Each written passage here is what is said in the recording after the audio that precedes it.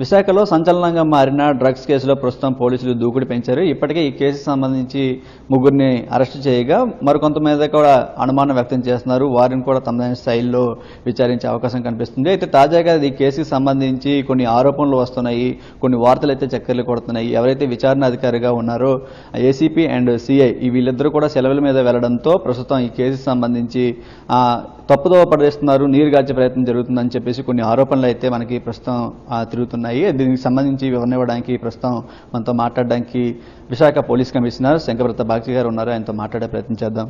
Sir, ప్రస్తుతం ఈ కేసుకు సంబంధించి ఎటువంటి దర్యాప్తు జరుగుతుంది? తాజాగా ఈ కేసుకు సంబంధించి కస్టడీ ఏమైనా తీసుకోవడం జరిగిందా? ఎలా నడుస్తుంది సార్ కేసు సంబంధించి? ఇప్పుడు ఆల్రెడీ మేము ముగ్గురిని అరెస్ట్ చేశాము. ఇంకా 8 మంది మా రాడార్లో ఉన్నారండి. అందులో 2 ఢిల్లీలో ఉన్నారని తెలుస్తుంది. మిగిలిన 6 మంది ఆంధ్రప్రదేశ్ అండ్ తెలంగాణతో కూడా లింక్స్ ఉన్నాయి. సో ఈ కేసు మనకు వచ్చిన తర్వాత మేము ఒక స్పెషల్ టీం కాన్స్టిట్యూట్ చేసాము ఇన్వెస్టిగేషన్ చేయడానికి. అందులో ఏసీపీ ఈస్ట్ 3 టౌన్ ఇన్స్పెక్టర్ కాకుండా సైబర్ క్రైమ్ వాళ్ళు, టెక్సెల్ వాళ్ళు, టాస్క్ ఫోర్స్ వాళ్ళు మొత్తం దాదాపు 10 మంది ఉన్నారు ఈ టీంలో. సో ఈ టీంలో 1-2 ఎప్పుడైనా సెలవు అడిగితే ఈ కేసు ఇన్వెస్టిగేషన్ జరుగుతుండగా ఎవరికి సెలవు ఇవ్వడానికి వీల్లేదని చెప్పడం కరెక్ట్ కాదు. అందరికీ పర్సనల్ ప్రాబ్లమ్స్ ఉంటాయి, ఫ్యామిలీ ప్రాబ్లమ్స్ ఉంటాయి. మిగిలిన 8 మంది ఈ కేసు దర్యాప్తు చేస్తున్నారు. ఆల్రెడీ 2 అక్యూజ్ కస్టడీ తీసుకోవడం జరిగింది. అక్కడ ఈ అందరూ కలిసి 8 మంది కలిసి విచారణ చేశారు. లాస్ట్ 2 days నుండి జరుగుతూనే ఉంది. సో త్వరలో కొత్త క్లూజ్ వస్తాయని మేము భావిస్తున్నాం. సార్, మరి కొంతవైపు చూసుకుంటే ఈ కేసుకు సంబంధించి రాజకీయ నాయకుల ప్రమేయం ఉంది, ఒత్తిడి వల్లనే కొంచెం నీరు గార్చే ప్రయత్నం జరుగుతుందని చెప్పేసి ఆరోపణలు వస్తున్నాయి సార్. మరి దీని గురించి మనం ఏం చెప్తాం? ఇప్పుడు ఈ కేసులో ఇనిషియల్గా 2 మనం రెడ్ హ్యాండెడ్గా పోలీసు వాళ్ళు పట్టుకున్నారు. తర్వాత అక్యూజ్డ్ని విచారిస్తే 3 పేర్లు వచ్చాయి.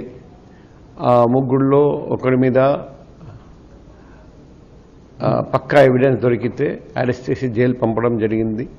మిగతా 2 కూడా మేము రెగ్యులర్గా పిలిపించి విచారిస్తున్నాం. ఫర్దర్ ఇంట్రోగేట్ చేస్తే ఇంకా కొన్ని పేర్లు వచ్చాయి, వాళ్ళను కూడా పిలిపించి విచారణ జరుగుతుందని.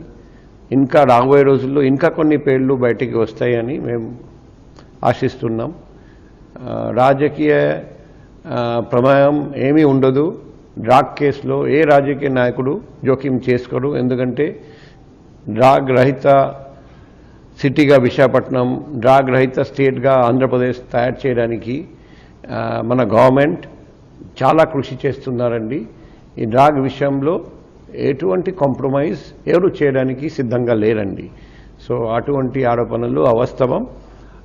మేము పూర్తిగా నిష్పక్షపాతంగా చేస్తున్నాం అండ్ త్వరలో మంచి రిజల్ట్స్ వస్తాయని భావిస్తున్నాం. సార్, ఇప్పటికే ఈ ముగ్గురిని అరెస్ట్ చేశామని చెప్తున్నారు. ఈ ముగ్గురిని కూడా ఎన్ని రోజులు కస్టడీకి తీసుకోవడం జరిగింది? ఈ కస్టడీలో భాగంగా ఎటువంటి అంశాల మీద విచారణ జరిపే అవకాశం ఉంది? ఇప్పుడు కస్టడీలో మేము ఆ ర్యాకెట్లో ఎవరెవరు ఉన్నారు దాని గురించి ముఖ్యంగా అడగడం జరిగింది. మాకు ఆల్రెడీ కొంత టెక్నికల్ ఎవిడెన్స్ వచ్చింది. ఆ టెక్నికల్ ఎవిడెన్స్ కన్ఫర్మ్ చేయడానికి కూడా ఇంట్రోగేషన్ అవసరం. ఇవన్నీ మేము చేస్తున్నాం. ఈ A2 అంటే అతను సౌత్ ఆఫ్రికన్, అతను ఇంతకుముందు కూడా వైజాగ్ వచ్చారు, అప్పుడు ఎవరితో కలిశారు. సిమిలర్లీ మున్నా, అతను కొందరితో ఫైనాన్షియల్ లావాదేవీలు, ఆర్థిక లావాదేవీలు ఉన్నాయి మున్నాతో కొందరు వ్యక్తులు. ఆ ఆర్థిక లావాదేవీలు డ్రాగ్ కోసమా లేకపోతే వేరే కారణం వల్ల ఆర్థిక లావాదేవీలు, అది కూడా మేము విచారణ చేస్తున్నాం. డ్రాగ్ వల్ల వాళ్ళు ఎంత నల్లధనం సంపాదించారు, ఆ నల్లధనం ఎలా మార్చారు, ఎలా ఎక్కడ దాచారు, దాని గురించి కూడా ఈ ఫైనాన్షియల్ ఇన్వెస్టిగేషన్ కూడా మేము చేస్తున్నాం. సో అన్ని కోణాల్లో దర్యాప్తు జరుగుతుంది. త్వరలో మంచి రిజల్ట్స్ వస్తాయని ఆశిస్తున్నాం. ఫైనల్గా ఈ 8 మందిని కొత్త వాళ్ళని వాళ్ళ ప్రమేయం ఉందని అనుమానిస్తుంది తెలిసింది. అది ఎంతవరకు వచ్చింది సార్? ఇంకా అదే ఇప్పుడు టెక్నికల్ ఎవిడెన్స్ మేము కలెక్ట్ చేశాము. ఇప్పుడు ఇంట్రోగేట్ చేస్తున్నాం. అందులో 6 మందిని మేము ట్రాక్ చేశాము. ఇంకా ఇద్దరిని ఇంకా ట్రాక్ చేయాల్సి వచ్చింది. ఢిల్లీలో ఉన్న 2 వ్యక్తులు, అందులో ఒక వ్యక్తి ఫ్యామిలీ మెంబర్స్ని ట్రాక్ చేశాం. ఆ వ్యక్తిని ట్రాక్ చేయడానికి ప్రయత్నం జరుగుతుంది. సో అన్ని విధంగా మేము ప్రయత్నం చేస్తున్నాం. త్వరలో మంచి రిజల్ట్స్ వస్తాయని ఆశిస్తున్నాం. అదే ఇప్పుడు ఈ మొబైల్లో స్క్రూటినైజ్ చేస్తే చాక్లెట్ అని రాస్తున్నారు. సో చాక్లెట్ అనే డ్రాగా కాదా అనేది కన్ఫర్మేషన్ చేయాలి.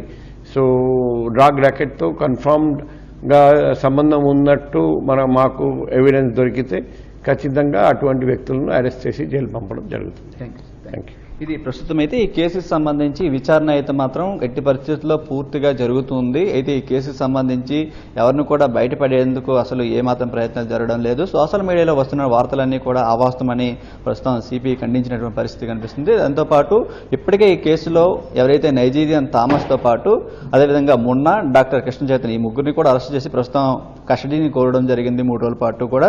అయితే ఇది ఇంకా 8 మంది పాత్ర మీద కూడా అనుమానం ఉంది. దీనికి సంబంధించి టెక్నికల్ ఎవిడెన్స్ కూడా సేకరిస్తున్నాం. వాటి ద్వారా కూడా వాళ్ళు ఈ డ్రగ్స్ మూట ర్యాకెట్కి సంబంధించి ఏవైనా సరే వాళ్ళకి ఏమాత్రం ప్రమేయం ఉన్నా సరే, లింకులు ఉన్నా సరే వాళ్ళందరి మీద కూడా అరెస్ట్ చేసి వాళ్ళ మీద కూడా చర్యలు తీసుకుంటామని చెప్తున్నటువంటి పరిస్థితి కనిపిస్తుంది. అయితే ప్రస్తుతం సోషల్ మీడియాలో ఈ కేసుకు సంబంధించి ఏదైతే ఏసీపీ అండ్ సిఐ వీళ్ళిద్దరూ కూడా సెలవు మీద వెళ్లడంపై వచ్చినటువంటి వార్తల్ని పూర్తిగా ఖండిస్తున్నటువంటి పరిస్థితి ఇక్కడ కనిపిస్తుంది.